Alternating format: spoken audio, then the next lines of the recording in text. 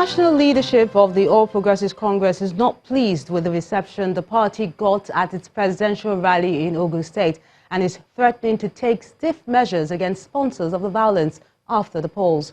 The party is also accusing the state governor, Nnamdi Amosu, of sponsoring thugs to pelt President Muhammadu Buhari and other leaders of the party during the rally. In a statement by its National Publicity Secretary, Mr. Lanre Issa Onilu, the APC describes the action of some supporters of the party as one act of indiscipline too many. The statement says the party would review the alleged misconduct and the deliberate act to position hoodlums to attack and embarrass the president, insisting that party supremacy and discipline are not matters of choice, but binding.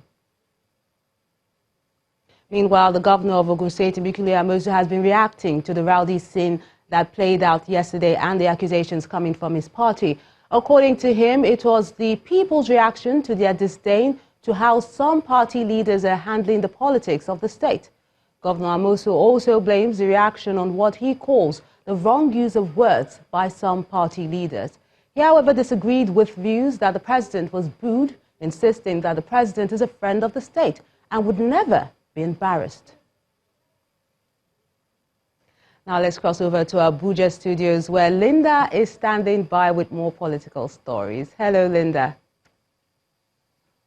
Hello, Melinda. Now, staying with the upcoming elections, the major storage facility housing the smart card reader at the Independent National Electoral Commission office in Awka, Anambra State, has been destroyed by fire.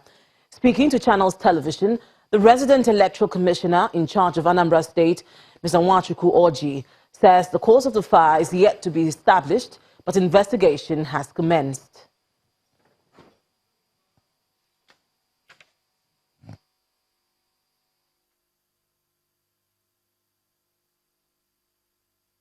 At INEC office today, a section of our office, specifically the storage facility housing our smart card readers. Fire incident. What I hear is that there was a sudden fire outbreak and it completely, as you can see behind me, gutted the entire contents of the storage facility.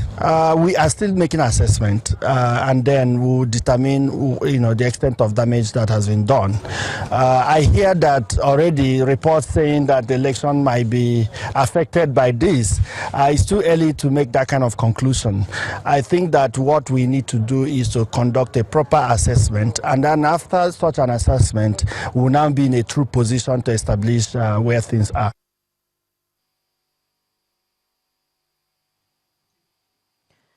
Ahead of tomorrow's Code of Conduct Tribunal proceedings, the Nigerian Bar Association has once again called on the federal government to discontinue the charges of non-declaration of assets filed against the suspended Chief Justice of Nigeria, Justice Walter Onnoghen.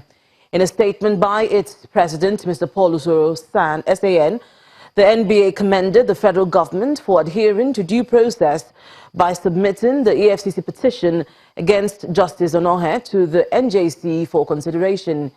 In like manner and in adherence to the law and due process, the association urged the government to allow the NJC conclude investigations into the two petitions so far instituted against Onnoghen at the council.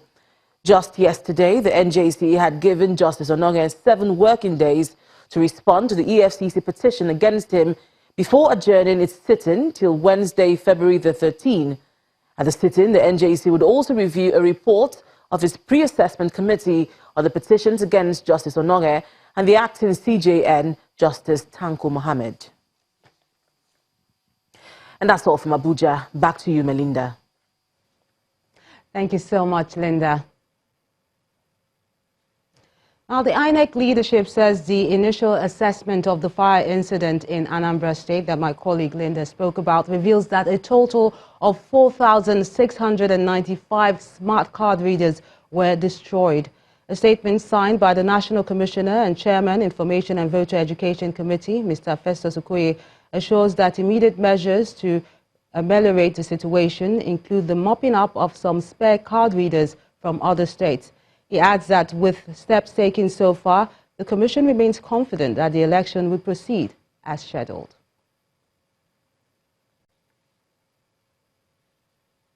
To other stories now, Reverend Chris Okotie of the Household of God Church has emphasized the need for political parties to view the option of a government of national unity, reconciliation and reconstruction in order to maintain national stability. The clergyman made this call at the 32nd anniversary Thanksgiving service of the ministry, where he also spoke on the place of preparation and grace.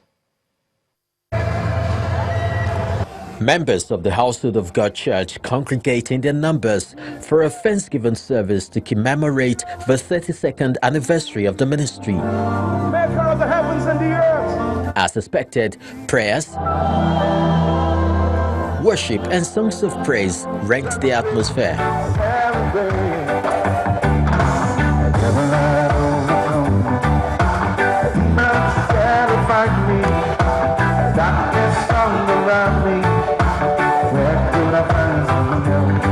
Using the illustration of the 10 virgins in the Bible, Reverend Okotie brings to perspective the need for preparation as well as grace in every successful venture. The grace of God is not only when things are happening for you and you are making it and you are succeeding. That grace is the same grace when you are not making it, you are out of kilter and things are wrong with you. That's when you depend on the grace even more.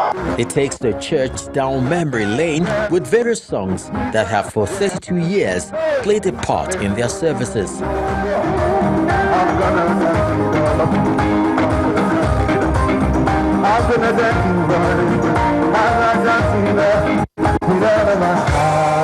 With the election around the corner, he prays for Nigeria. Let your will prevail in this nation. Let there be peace in this land. Let there be harmony in this land. I ask it in the name of the Lord Jesus. He is not done yet. He has a message for the political class. Because there is no partisan political equilibrium that can salvage Nigeria at this juncture in our political evolution. And that is why I believe that the Chris Okotie option is still the best. That I can set up a government of national unity, a government of national reconciliation and reconstruction, for the benefit of our people, to maintain that stability and equilibrium in Nigeria. 32 years is no mean feat. As the church looks forward to the future, they no doubt will continue to count on the grace that has brought them this far.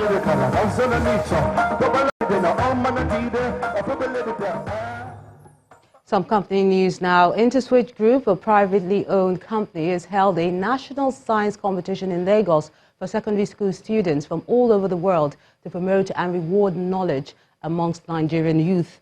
The competition, which was targeted at driving students to utilize their potentials, had an ultimate prize of 7.5 million naira worth scholarship to sponsor the winner to any university with allowances. It's the final of Interswitch SPAC 1.0, a national science competition that brings together parents, teachers, students, and well-wishers to support some of the country's brilliant minds between the ages of 14 and 17 years. This is the final of Interswitch SPAC 1. 9 students make it to the last rounds, but only one will be crowned winner. This competition was essentially designed to promote STEM education and to reward excellence for not only STEM, but the wider educational and innovation spheres in Nigeria and ultimately Africa. Considering that our mission as an organization revolves around leveraging financial technology to harness opportunities that facilitate wealth creation for the critical mass of Africans. NECO, as a key player in the global assessment industry, will continue to be in front burner to add value to Nigeria's education sector. Which of the following radiation has the lowest penetrating power? A. Alpha particles. B. At the foundation segment, the contestants are first cut down to 5. Gamma ray. Then the competition heightens. 3 are left at the advanced segment. CO3. What is the basicity of CH3COOH? What is the function of SO2 in the reaction represented in the following equation? A winner emerges. Akachuku Anumudu takes the prize.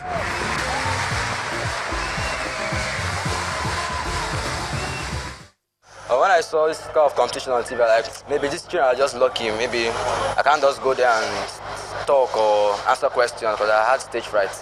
But as the winner right now, I feel satisfied.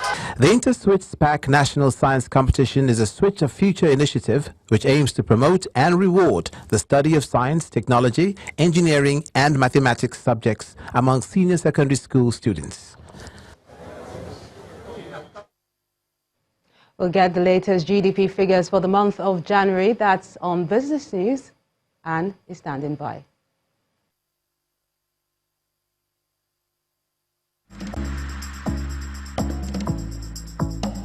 You first. First Bank.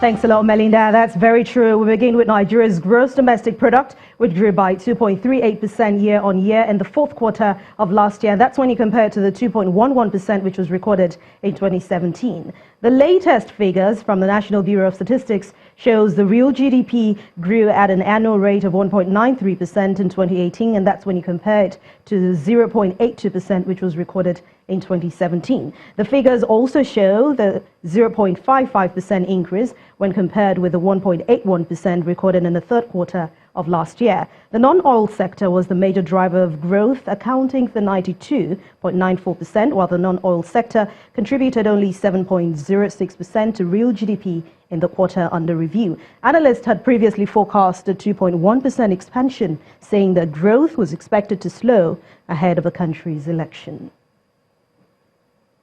Foremost energy distribution company Eterna PLC is celebrating its 30th anniversary with a view of realizing some of its mission in Africa's largest economy, Nigeria. With a 5-year strategic program unveiled for this objective today, the locally listed energy company looks to establish some 200 retail outlets across the country. For 30 years, Eterna PLC has steadily grown and made its mark in the Nigerian oil and gas industry. At this media briefing, the management speaks on the many successes of the lubricants and chemical manufacturing company. Very exciting times for us. We've hit the 30-year milestone. As a company, as a management, we owe a debt of gratitude to our board, to our shareholders, to our stakeholders who have believed in us. We've moved on from, we paid off all our debt, we've delivered profits consistently, we've been paying dividends. So that shows that as a management team, as a board, we're doing something right in a challenging environment. Looking towards expansion and sustainability, a 5-year roadmap has been drawn up with focus on 3 major areas.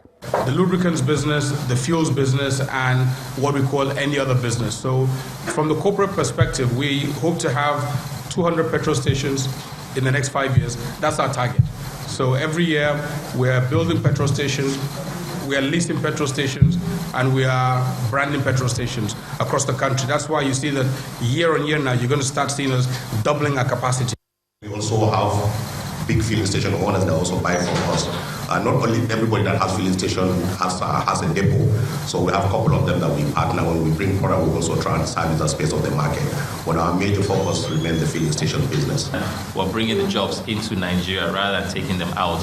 So it's a key focus for us to make sure we do a lot of technology transfer, increase what we can do here in Nigeria, and also become more competitive by doing so and bringing the jobs into Nigeria.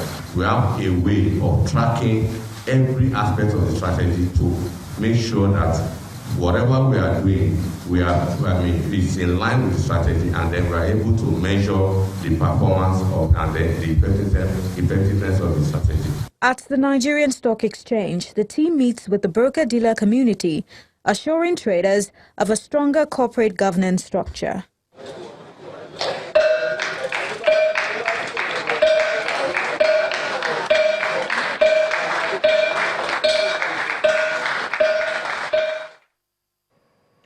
Well, it was an exciting gong today, the largest single-day gain since December the 24th, 2018 on the floor of the Nigerian Stock Exchange, sustaining bullish sentiment since the start of the month. Tenyola Shibawali has the details.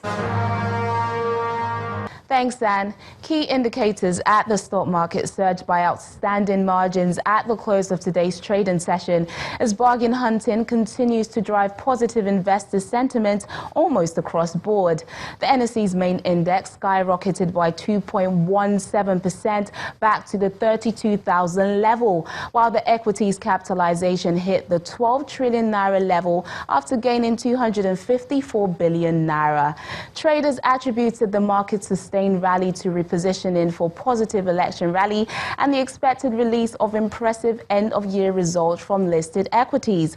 Components of the oil and gas consumer goods contributed largely to the market's strong performance as Dangote Flour led a pack of 38 losers. Meanwhile, Regency Alliance Insurance tops a list of 14 other losers, down by 8%, while total volume of shares traded surged to over 580 million units. And that's it on the stock market report today. I'm Teniola Shobowale. Back to you, Anne.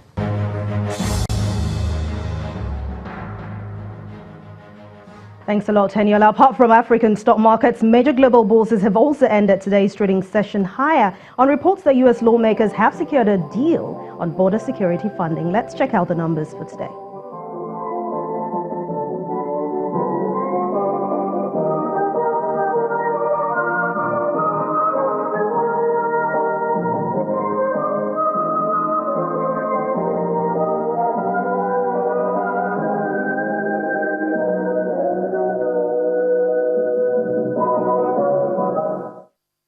Well, those numbers will end business news for tonight. Thank you so much for watching. I'm Anne Nwaudu. It's back to you, Melinda.